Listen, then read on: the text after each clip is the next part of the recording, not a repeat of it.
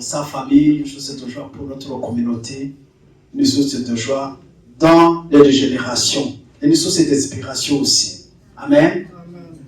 Gloire à Dieu. Je vois ma soeur qui est au milieu de nous pour la première fois. Amen. Soyez bénis, soyez bénis, soyez bénis. Nous sommes dans la joie de vous avoir au milieu de nous. Voilà, sentez-vous libre de à côté de celle qui connaît tout ici. Pas besoin de quoi que ce soit, il faut se voir demander. Amen. En tout cas, soyez bénis, soyez bénis. Gloire à Dieu. Bien, ce matin, nous continuons notre étude que nous avons commencé il y a quelques semaines. Et nous allons continuer. L'objectif, la question qu'on s'était posée, c'est la suivante. C'est de savoir comment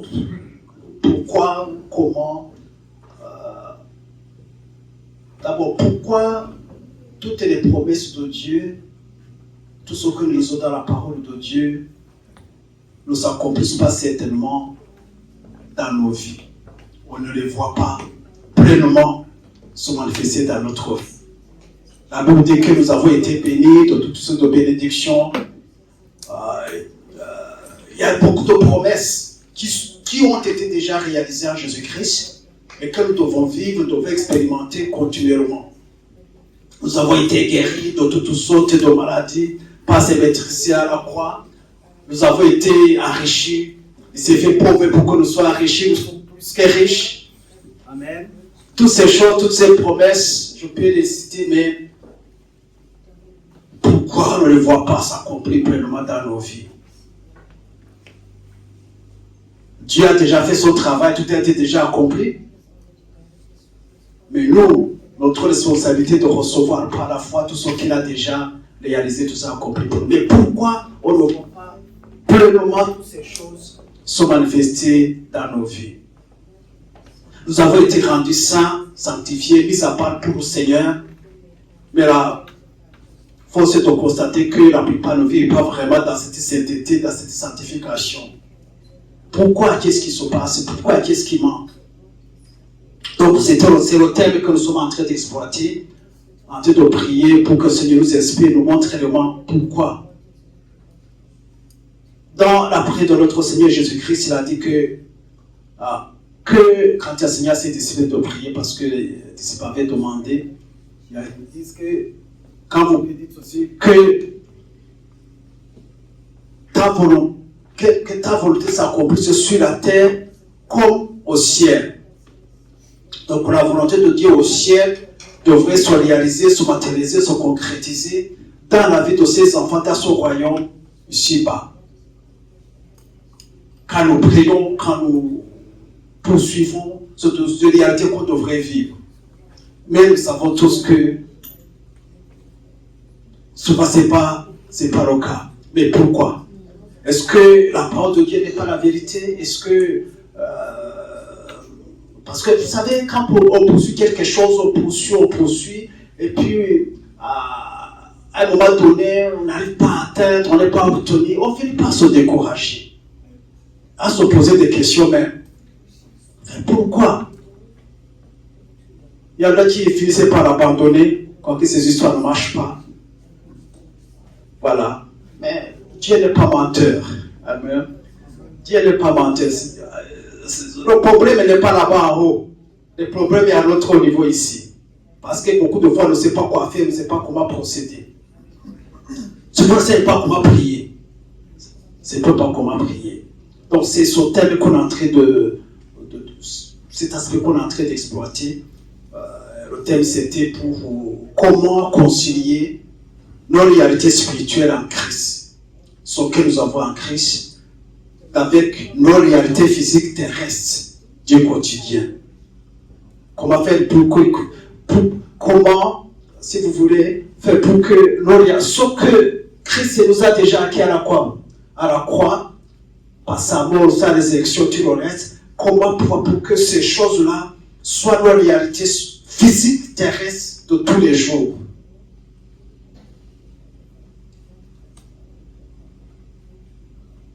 Ce que nous avons, j'ai pris un petit tableau ici pour vous montrer plus ou moins les choses qui peuvent influencer l'accomplissement de ces réalités. C'est d'abord la Seigneurie de Jésus-Christ dans nos vies. Parce que si même on est chrétien, mais Christ n'est pas Seigneur dans notre vie, n'a pas été trôné Seigneur dans notre vie, ça peut influencer ça influence d'ailleurs notre marche avec le Seigneur, notre foi, ce que nous pouvons vraiment obtenir et voir s'accomplir dans nos vies. L'autre point, c'est la violence spirituelle, parce que un chrétien ne va être passif. Et là, le Seigneur va faire. Le Seigneur va faire. Dieu est au contrôle. J'attends que ça arrive. Tout simplement, non, ça c'est très passif. Ça ne se passe pas comme ça. Il doit y avoir une certaine violence spirituelle intérieure pour pouvoir obtenir ce qui est pour nous. Ce qui a déjà décrété mis à part pour nous. Amen. L'autre aspect, c'est le pouvoir et l'autorité en Christ. Comprendre ton pouvoir, ton autorité spécialement en Christ. L'autorité de Christ nous a été accordée. Nous devons apprendre à l'exercer. Quand on ne comprend pas c'est tout le pouvoir, l'autorité que nous avons en tant qu'enfants de Dieu, ça aussi, ça peut influencer ce que nous pouvons vivre dans notre vie ici, en tant qu'enfant de Dieu. L'autre aspect, c'est la vie ou la marche de la foi. La foi. Parce que notre foi, le niveau de notre foi, ou bien comment, la manière dont nous vivons notre foi, nous permet de saisir ou de recevoir ou pas nos bénédictions. La façon que nous vivons notre foi nous permet de voir les réalités spirituelles. Et quand ce qu'on voit, c'est ce qu'on expérimente. Ce qu'on voit, c'est ce qu'on reçoit. Tant que tu n'as pas encore vécu spirituellement par la foi, tu ne pourras pas vivre. Il faut d'abord voir pour pouvoir réellement saisir par la foi avant que ça soit manifeste dans nos réalités physiques terrestres. La façon que nous vivons notre foi expérimente ce que nous pouvons obtenir de notre Dieu. Amen. La connaissance de Dieu. Ou bien la perception de Dieu. Comment tu perçois Dieu? Si tu fermes les yeux, tu parles ton cœur, tu regardes, comment tu perçois Dieu? Cette perception, cette connaissance, cette révélation aussi influence ta relation avec Dieu. Et fois, c'est notre relation avec Dieu. Notre communion avec Dieu. Amen. Comment on perçoit Dieu? Comment on voit Dieu? Avec un être suprême, un être lointain, inaccessible, qui nous aime, qui veut nous punir, nous frapper, nous taper chaque fois que nous commettons des erreurs. Comment on perçoit Dieu? Influence réellement comment nous vivons, nous expérimentons nos bénédictions. L'autre aspect, comprendre qu'il y a des combats spirituels. Amen. C'est ce que Ephésiens 6, 10 à 18 nous explique. Il y a des combats spirituels. Amen. Si tu veux entrer dans tes bénédictions, dans ce que Dieu a pour toi, il y aura des oppositions. Satan va pouvoir te résister, te décourager. Il y a absolument des combats spirituels, des résistances spirituelles, à nous empêcher d'entrer dans nos bénédictions.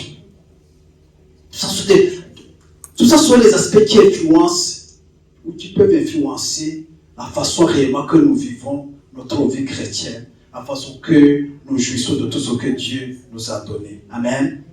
Bon, si on doit couvrir tous ces aspects, ça nous prendra toute une année, mais on va le faire. Parce que on a passé beaucoup de temps en train comment dirais-je, de proclamer les choses, d'établir les choses, et c'est le temps maintenant de pouvoir les expérimenter réellement, de façon pratique, de façon réelle. Que ça ne reste pas dans les promesses, que ce soit dans l'espérance que ça se passera. Non, que ce soit réel. Amen. Pour le moment, c'est ce que je vois. Peut-être qu'il y aura d'autres aspects qui vont s'ajouter là-dessus. Amen. Mais je vais faire le tableau pour vous montrer où nous sommes en train d'aller. Amen. Et le but c'est quoi? C'est que ce qui nous a été donné, pas promis, donné, ce que Christ a acquis pour nous, ce que la Bible nous déclare que nous avons, ou bien ce que la Bible déclare que nous sommes, que ça puisse être réel vraiment dans notre vie de tous les jours. Amen.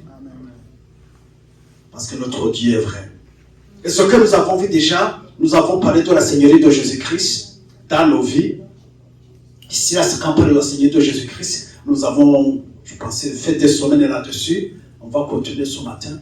Ce domaine est vraiment très vaste. Très vaste. La Seigneurie de Jésus-Christ. Est-ce que Christ est Seigneur dans ta vie? Est-ce que c'est lui qui est le centre de ta vie? Est-ce que c'est celui qui a vraiment la première place dans tous les aspects de ta vie? Dans ton couple, pour ceux qui sont mariés. Même dans ta vie, même si tu es célibataire, tu n'as pas. Est-ce que c'est lui vraiment qui tient le premier rang, qui est le centre de ta vie, dans ta maison? Est-ce que Christ est vraiment le centre? Et celui qui... Est-ce que c'est à lui qu'on fait référence dans n'importe quelle décision qu'on doit prendre?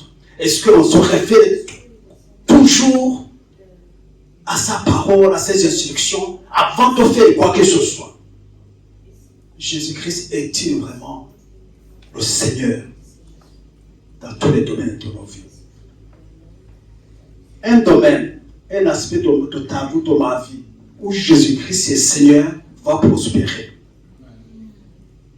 Si tu prends un domaine et que tu le consacres au Seigneur, tu vas vivre cet aspect particulier de ta vie, conformément à la parole de Dieu, conformément aux instructions du Seigneur, conformément aux principes du royaume de Dieu. Ce domaine-là va prospérer.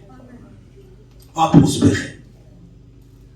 Mais là où on ne donne pas au Seigneur, on fait comme on veut, oui, ça peut prospérer, mais pas selon Dieu. Mais pas selon les principes du royaume de Dieu. Amen.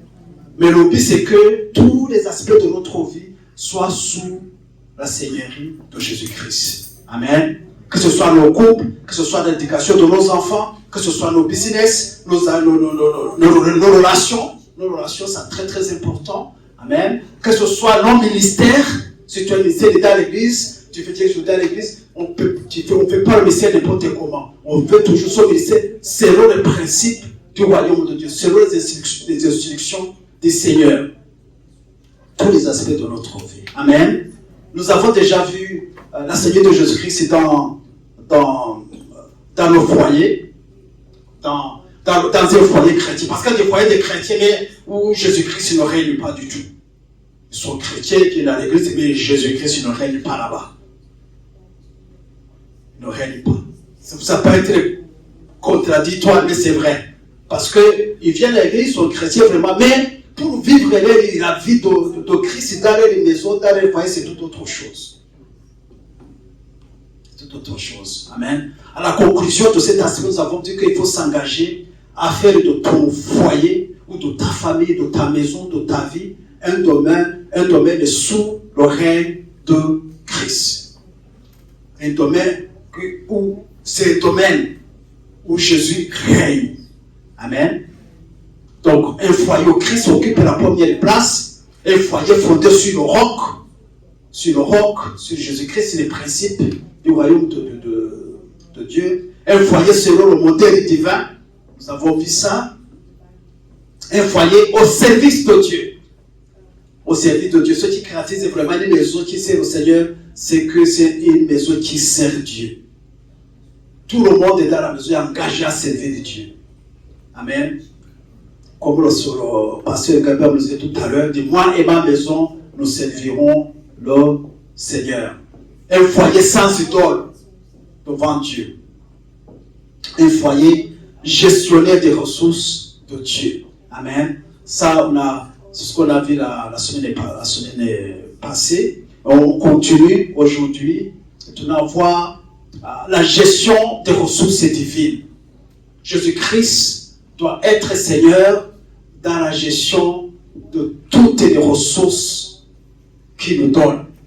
Il nous donne, amen, mais il doit être sérieux dans cette gestion, dans la gestion de ces ressources-là. Comment on gère ce qu'il nous donne. La première chose, je vais aller rapidement, qu'on doit comprendre, c'est que Dieu est créateur et source de toutes choses. Créateur et source de toutes choses. On va partir du Genèse chapitre 1, il dit au commencement, Dieu créa les cieux et la terre. Il a créé toutes choses. Il est le créateur, il est la source de toutes choses. Dans Jean 1, verset 3, il dit toutes choses ont été faites par elle, et rien de ce qui a été fait n'a été fait sans elle. Il est le créateur, il est à la source de toutes choses. Dans Acte 17, verset 24 à 25, nous voyons ça aussi, ces exemples de versets pour illustrer cela. Il dit que le Dieu qui a fait le monde et tout ce qui s'y trouve. Il a fait le monde et tout ce qui s'y trouve. Étant le Seigneur du ciel et de la terre, n'habite point dans les temples faits des mains d'hommes. Il n'est point servi par les mains d'hommes comme s'il avait besoin de quoi que ce soit. Lui qui domine, lui qui donne à tous la vie, la respiration et toutes choses. Toutes choses. Amen. Donc vous voyez ici que Dieu est créateur et propriétaire de toutes choses. Visible et invisible. Et tout ce qui existe par sa volonté. Amen. Alors,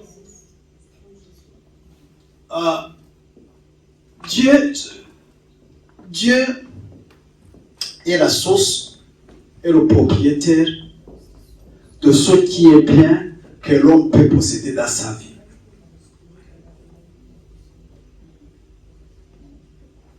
Tout ce que tu peux posséder dans ta vie. Ça c'est que, parce que quelquefois on ne voit pas ça, on n'a pas cette perception, on n'a pas cette conception véritablement. Il est à la source, il est le propriétaire. Il est la source, le celui qui donne et le propriétaire de tout ce que je peux posséder dans ma vie. Tout ce que je peux posséder dans ma vie. La source, il est le propriétaire de tout ce qui est bien que je peux posséder dans ma vie, que tu peux posséder dans ta vie. Il est la source et propriétaire. Et c'est cette perception que nous devons avoir, c'est cette image, c'est cette illusion que nous devons voir dans notre vie. Il n'y a rien que j'ai qui ne vient pas de lui. Amen. Il n'y a rien que je puisse avoir dans ma vie qui ne lui appartient pas. Même les enfants que vous avez, que nous avons, ce sont ces enfants.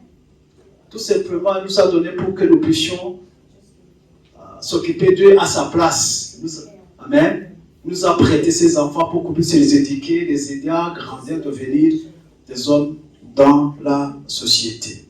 Donc, ça c'est le premier point important. Créateur et source de toutes choses. Amen. Notre vie et notre existence viennent de lui.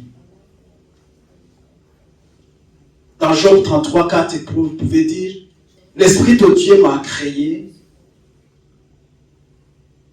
et le souffle du Tout-Puissant m'anime. Donc, celui qui m'a créé, le souffle de vie qui m'anime, c'est ce souffle qui m'anime. Et dans Acte 17, 28, quand à lui, nous avons la vie, le mouvement et l'être. C'est ce qu'on dit aussi quelques-uns de vos poètes. De lui, nous sommes la race. Ici, ce que je veux signer, la vie que nous avons, l'être et notre être, et tout viennent de lui. Dans Psaume 100, verset 3, vous pouvez noter tous ces versets pour aller méditer après, tous ces versets méditer après, étudier après. Sachez que l'Éternel est Dieu. C'est lui qui nous a fait et nous lui appartenons. Nous sommes son peuple et le troupeau de son pâturage. Je ne sais pas s'il y a l'autre verset que j'ai lu. Voilà. 1 Corinthiens 6 que nous connaissons, 19 bien, 19 à 20.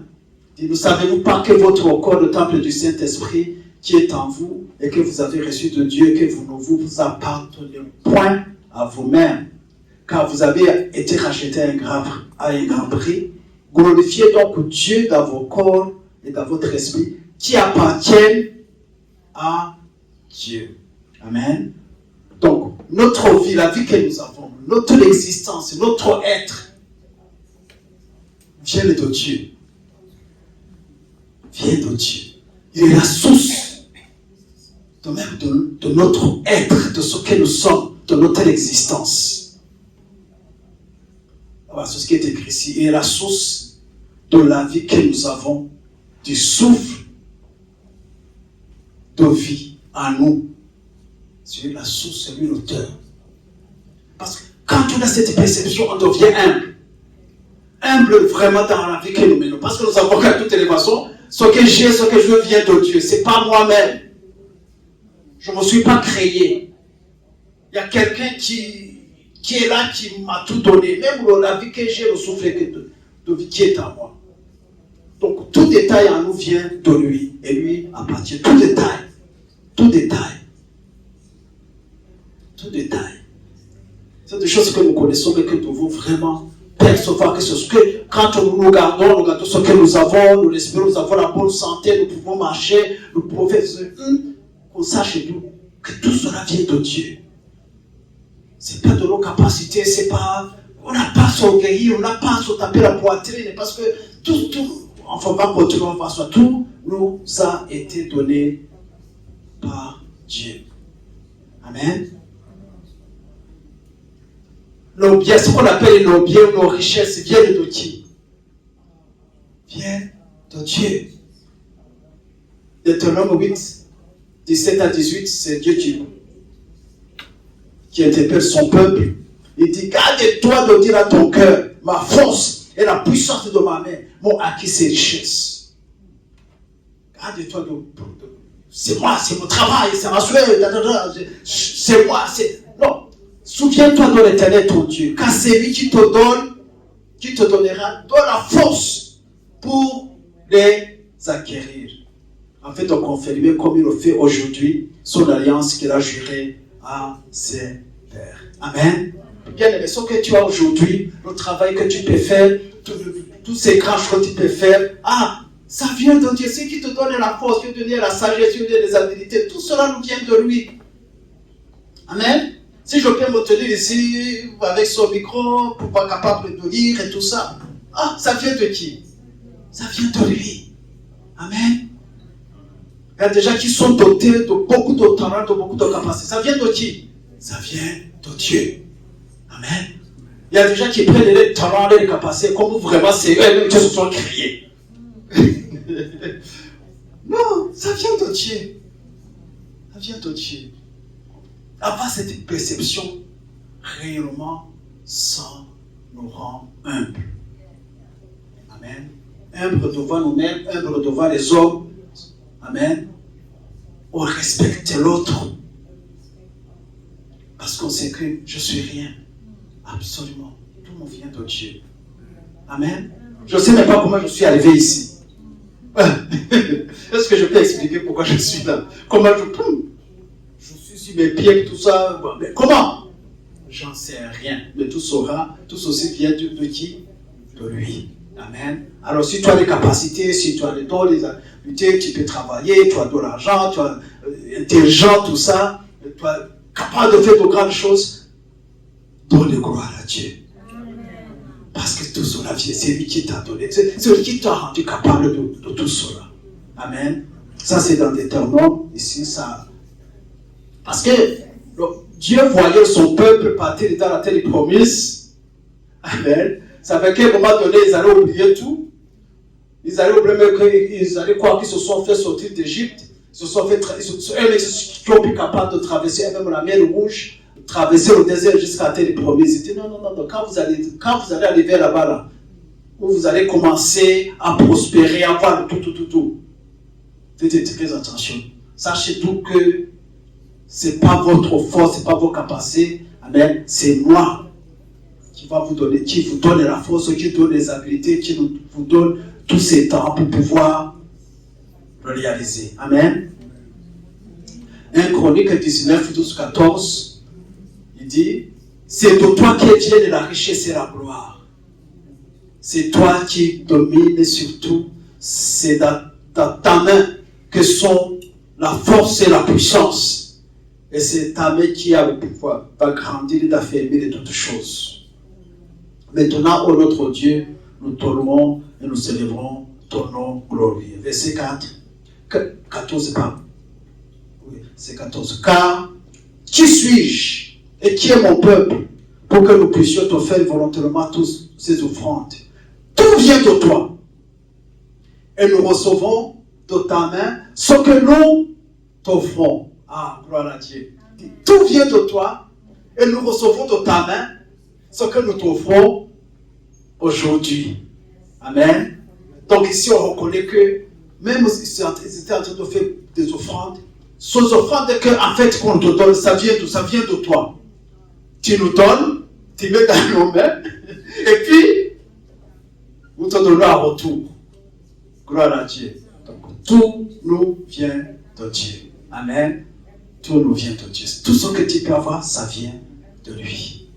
Amen. Gloire à Dieu. Donc, tout ce que l'on peut acquérir avec sa sueur, c'est par la grâce de Dieu. Amen. C'est qu'il va se aimer dans cela, c'est la grâce de Dieu qui permet de faire tout cela. Tu donnes l'intelligence, les habiletés, les capacités, tout c'est Dieu. C'est Dieu. C'est l'Éternel des armées qui nous permet tout cela. Amen. Mais bon, ici j'ai ajouté comme dans 1 Chronique 29, apporter nos offrandes à Dieu n'a rien d'extraordinaire. Il n'y a rien de spécial. Parce que de toutes les façons, on lui donne ce qu'il nous a donné. C'est de prendre ce qu'il nous a confié et pour lui donner. Amen. Alors celui qui le tient, c'est qu'il n'a pas encore compris c'est quelque chose. Il n'a pas encore compris quelque chose. Tout vient de lui. Amen.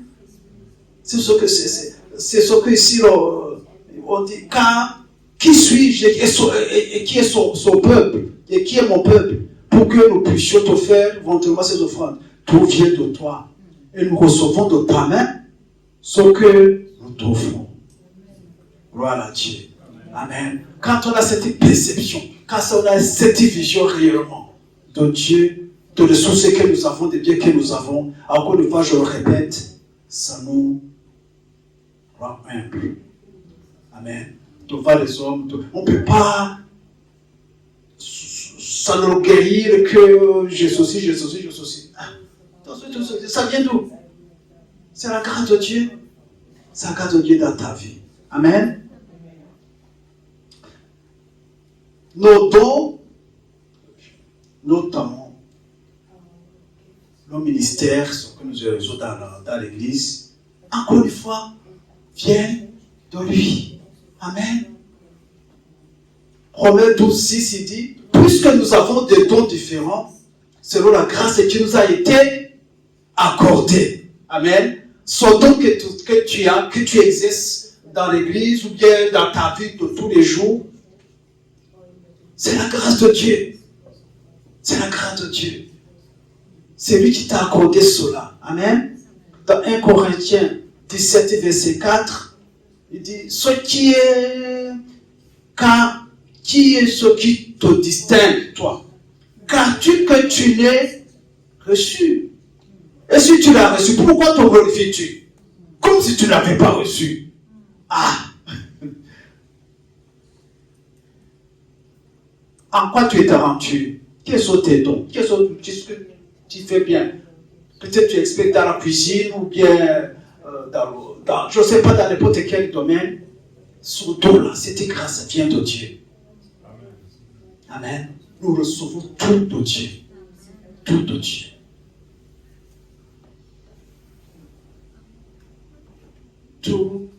C'est pourquoi on disait souvent que tout n'est que grâce. Tout ce que nous avons, c'est la grâce de Dieu.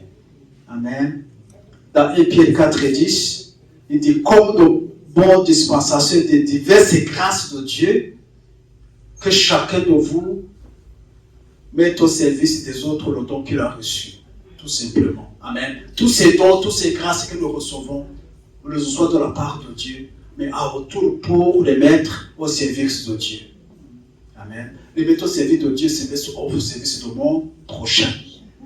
Tout simplement. C'est comme ça qu'on sert Dieu, on sert Dieu en servant notre prochain. Amen. Donc, quelle capacité Dieu t'a donné? Tu es capable peut-être d'encourager. Tu es capable de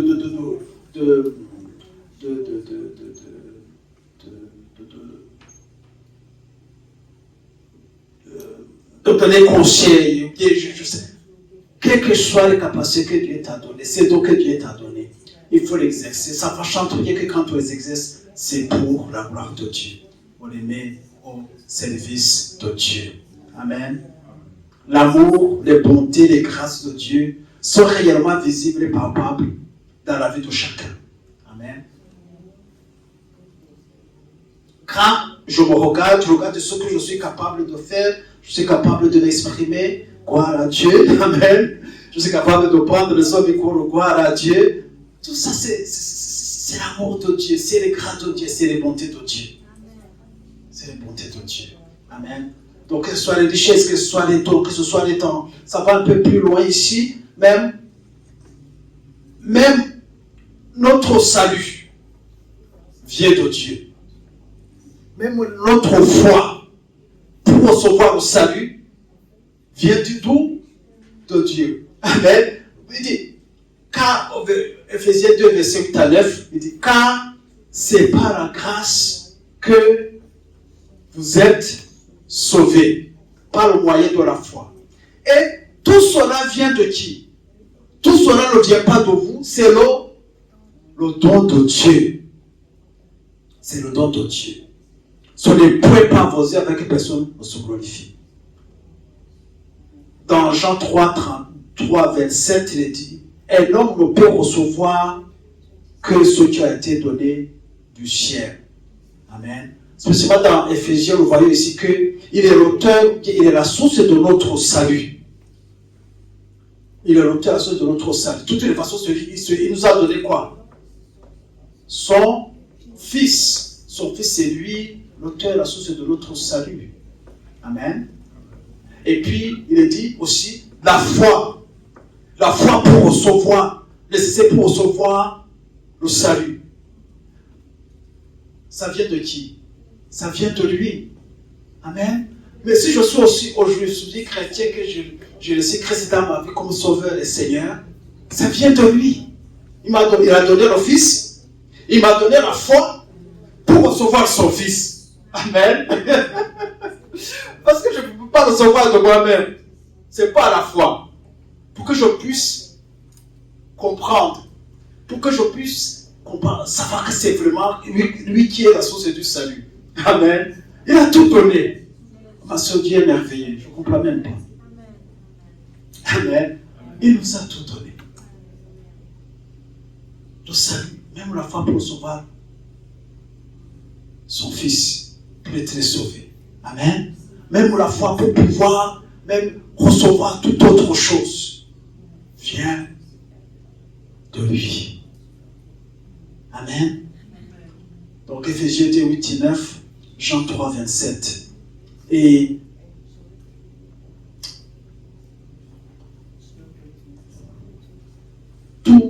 tout vient de lui. Amen. Et tout, ce sont les grâces de Dieu. Je disais donc, je suis des ressources divines. Ces ressources divines, ce sont les grâces de Dieu.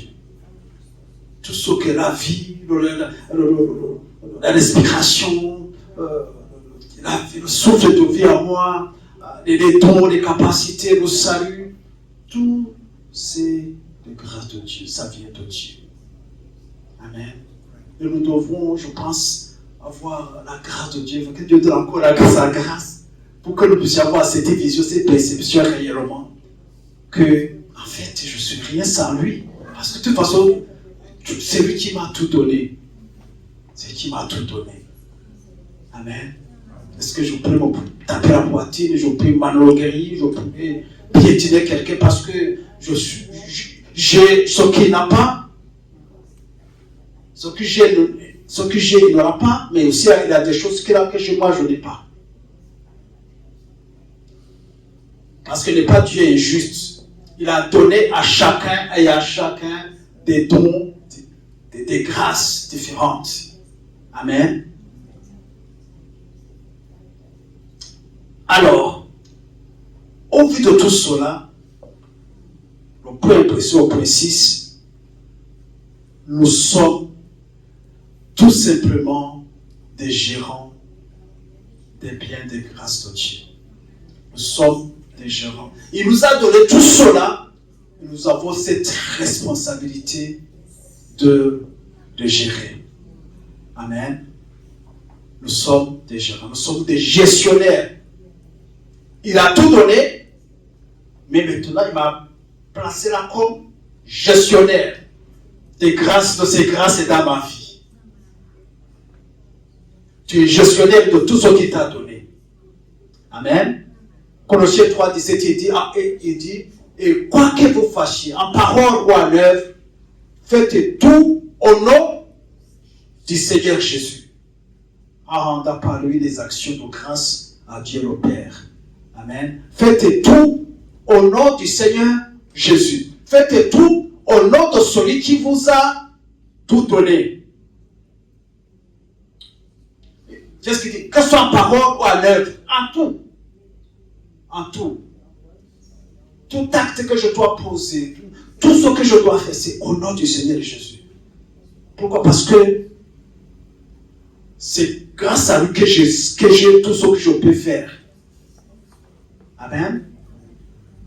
Un autre verset, 1 Corinthiens 10, 31, il dit, soit tant que vous mangez, soit tant que vous vigiez, soit que vous fassiez quelque chose ou autre, faites tout pour la gloire de Dieu.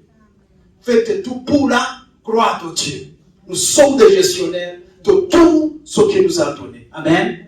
Qu'on mange, qu'on boive, qu'on fasse quoi que ce soit, c'est pour la gloire de Dieu. Parce qu'un gestionnaire, il fait pour tout ce qu'il fait, c'est qu'il fait pour son maître. Amen. Il pose des actes, pas des décisions, mais pour son maître. Nous, enfants de Dieu, il nous dit maintenant, pour la gloire de Dieu. Que ce soit à l'église, que ce soit dans le milieu du travail, que ce soit dans votre communauté, que ce soit où partout où on peut être, que ce soit en parole, que ce soit en œuvre, qu'on mange, qu'on boive, qu'on fasse quoi que ce soit, c'est pour, on fait tout au nom de Jésus-Christ et pour la gloire de Dieu. Amen. Il n'y a pas de limite. Partout on peut être. À l'église, en dehors de l'église, au travail, partout. Est-ce que ce que je viens de dire là, est-ce que ça donne gloire à Dieu? Est-ce que l'acte que je viens de poser, est-ce que c'est pour la gloire de Dieu? Pas la mentalité d'un enfant de Dieu. La mentalité d'un enfant de Dieu, mais qui vit sous le règne de Jésus-Christ. Amen. La mentalité d'un enfant de Dieu, dont la Seigneurie de Jésus est établie dans sa vie. Tout ce qu'il a, tout ce qu'il fait, tout ce qu'il j'ai, il sait que ça vient de Dieu. Et il fait très attention parce que, attends, il y a notre verset ici, 1 Pierre 4, 10 à 11, je pense spécialement le verset 10, comme de bons dispensateurs, donc comme de bons gérants. Dans cette Bible, son mot dispensateur, c'est gérant des diverses grâces de Dieu. Vous voyez? Des diverses grâces de Dieu dans notre vie. Que chacun de vous mette au service des autres le don qu'il a reçu. Amen. Si quelque part, que ce soit comme annonçant les oracles de Dieu. Si quelqu'un remplit un ministère, qu'il remplisse selon la force que Dieu communique. Afin qu'en toutes choses, Dieu soit glorifié. Par Jésus-Christ. à qui appartient la gloire et la puissance au siècle des siècles. Amen. Amen. Nous sommes les dispensateurs des grâces de Dieu, de tout ce que Dieu donne. Il n'y a pas de limite. Il n'y a pas de limite. Amen. C'est encore dans Colossiens 3, 23, il dit, tout ce que vous fassiez, faites-le de bon cœur, comme pour le Seigneur, et non pour les hommes. Amen. Tout ce que vous faites, faites-le de bon cœur, comme pour le Seigneur. Amen. Il n'y a pas de fait, il n'y a pas de limite, partout nous pouvons vous être. Amen. Donc, toute chose vient de notre Dieu qui est propriétaire de tout. Je vais dans la conclusion. Tout ce que nous avons et tout ce que nous sommes nous viennent de lui. Tout ce que j'ai ou ce que je suis vient de lui. Donc c'est confirmé par la parole de Dieu que nous avons lu. Et nous devons par la foi recevoir ces vérités.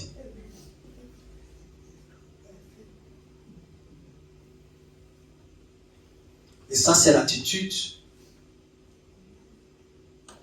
de tout enfant de Dieu qui a établi Jésus-Christ sur sa vie comme son Seigneur. Amen.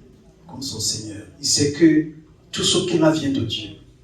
Et tout ce qu'il a appartient à Dieu. Amen. Si quelqu'un qui a des enfants à élever, à gérer, une fois qu'il sait que ses enfants ne sont pas ses enfants, c'est les enfants de Dieu, il va faire très attention. Très attention de toute parole qu'il prononce à ses enfants. Très attention de la façon il traite ses enfants. Parce que ce ne sont pas ses enfants. Imaginez-vous des gens qui ont des filles au père, comme on les appelle, à la maison, qui s'occupent de donner des enfants. Des nounous.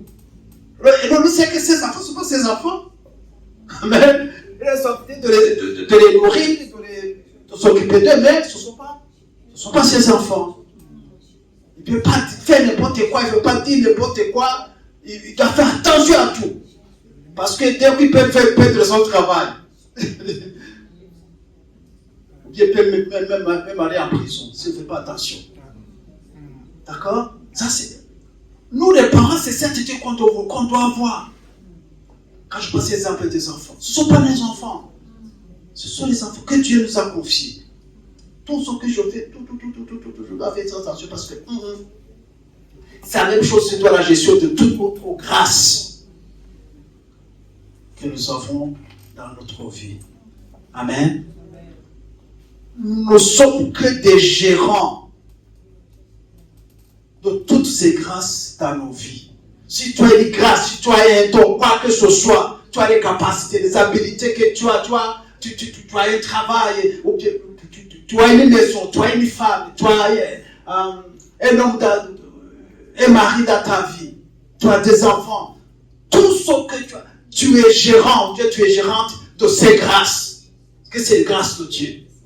Amen. Et un bon gérant doit toujours rendre de bons comptes à son maître, à son Seigneur.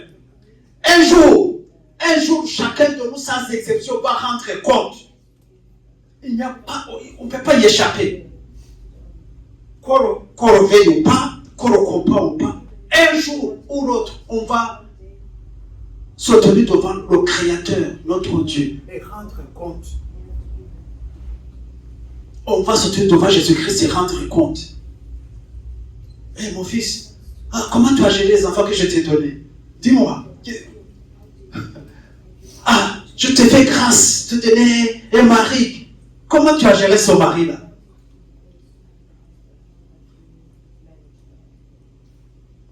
Je t'ai donné des dons, beaucoup de dons dans ta vie. Qu'est-ce que tu as fait de tous ces capacités, de tous ces talents? Au lieu de t'es parti les cacher, au lieu de les utiliser pour ma gloire. Un jour ou l'autre, on va sortir devant le Seigneur pour rendre compte. Et je pense que un enfant de Dieu, je suis un enfant de Dieu, qui a a établi Jésus-Christ sur sa vie comme Seigneur, doit avoir cette perception, cette compréhension. One day, un jour, je rendrai compte. Je rendrai compte. On ne va pas y échapper. Qu'on veuille ou pas, qu'on comprenne ou pas, un jour autre.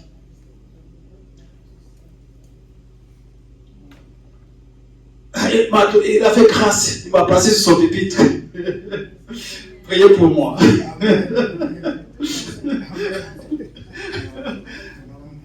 C'est la vérité.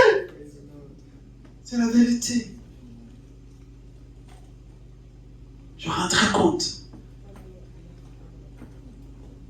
Il a donné à Maman Ida le don de chanter. Ah, ma fille. Est-ce que son don est utilisé comme ça devrait être? On rendra compte. Il y a encore? Il y a encore à faire. Voilà. Donc, nous sommes les gestionnaires des dons de Dieu, des grâces de Dieu. Amen. Nous sommes les gestionnaires de tout ce que Dieu, tout ce que nous avons, sachant très bien que ce que nous avons vient de Dieu. Amen. Souvent, le plus difficile, quand on ne sait pas que ça vient de lui, on peut gérer comme on veut, faire ce qu'on veut, les dilapider, voilà. Mais une fois qu'on sait que ça vient de lui, on vit dans la crainte de Dieu, on fait attention à toutes choses, parce que nous savons que notre Père, celui qui nous a donné tout qu'un jour, nous allons nous présenter devant lui. Amen. Donc, reconnaître la Seigneur de Jésus-Christ sur nos possessions, sur nos ressources, sur les grâces, sur ce que vraiment nous sommes, le souffle de nos vies, tout, comme on l'a développé tout à l'heure, c'est réaliser que nous sommes des bénéficiaires de tout de tout dans nos vies, de la part de Dieu. Créateur et possesseur de toutes choses. Amen. Nous sommes bénéficiaires de tout. Parce que si on n'a pas cette perception, on va vivre comme on veut, on va faire ce comme on veut, on va parler comme on veut, on va dilapider, on va marier, enfin, comment on appelle ça? On va abuser de ce que Dieu nous a donné. Amen. Nous sommes, comprendre aussi que nous sommes des gérants.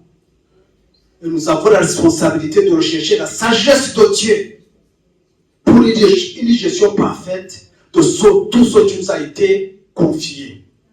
Amen.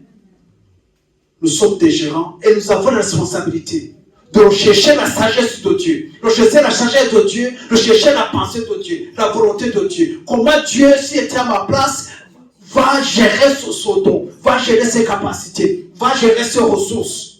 Quel est le plan de Dieu? Quel est le plan divin par rapport à la gestion de tout ça? C'est ça, chercher la sagesse de Dieu. Je ne me lève pas, puis dans ma tête, ça vient, je fais comme ça. Non. Est-ce que ça, c'est conforme à la sagesse de Dieu? C'est conforme au plan de Dieu? C'est conforme à la volonté de Dieu? Le sécher à ça de Dieu qu'on pense savoir ce qu'il faut faire, c'est ta responsabilité. Il t'a donné, mais tu as la responsabilité de pouvoir chercher sa sagesse pour pouvoir gérer proprement ce qu'il t'a donné. Comment éduquer ses enfants? Comment gérer mon couple? Comment faire avec son mari difficile? Comment faire cette femme difficile? Et ainsi de suite. Amen. Mais ce n'est pas notre portion dans cette maison. Amen. Mais en toute chose, rechercher la sagesse de Dieu. Amen. Il m'a donné un travail. Est-ce que je vais faire ce travail comme les autres le font? Non, moi je suis quelqu'un d'autre. Je suis différent. Je suis animé d'un esprit différent. L'esprit de Dieu. Amen. Comment je vais faire ça? Donc je dois m'adresser à la source qui me donne aussi la sagesse pour pouvoir faire les choses proprement. Amen. Et nous, jamais oublier encore que nous rendrons compte de tout détail de notre vie. Amen. Nous, même les choses cachées, même les choses enfouies à nous, que nous refusons de faire sortir. Nous marchons un peu loin, nous rendrons compte de tout détail dans notre vie. Amen. C'est ça, vivre sous la Seigneurie de Jésus-Christ. Avoir confiance de toutes ces choses. Et quand on est dans cette attitude, on est ouvert à pouvoir recevoir encore grâce sur les grâces, bénédiction sur les bénédictions, abondance sur l'abondance. Pourquoi? Parce que Dieu sait qu'il a un bon gestionnaire. Ce qu'il va te donner sera géré proprement, sera utilisé proprement, servira à sa gloire.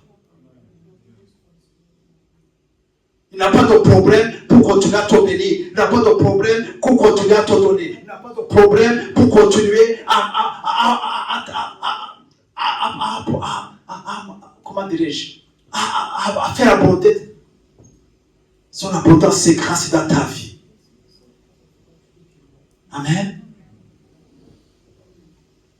Je pense que ce verset, je paraphrase, qui vient dans ma tête. Il dit que à celui qui a beaucoup, donne encore beaucoup. Pourquoi? Parce que si tu as beaucoup, c'est que c'est quelqu'un qui est capable. C'est quelqu'un qui est apprécié de Dieu, qui sait gérer, qui sait faire les choses proprement. Amen. Et dans la vie naturelle, c'est comme ça même. C'est comme ça. Quelqu'un va ici, il reçoit promotion. Il va là-bas, il reçoit promotion. Mais, parce que nous qui sait gérer, nous qui comprend. Alors imaginez-vous quand nous qui avons l'esprit de Dieu, la pensée de Dieu. Que la grâce de Dieu abonde sur nos vies bien-aimées. Et que nous soyons des hommes et des femmes investis réellement dans la sagesse de Dieu. Qui a la compréhension du fonctionnement du royaume de Dieu. Nous pouvons voir les réalités spirituelles s'accomplir dans notre vie.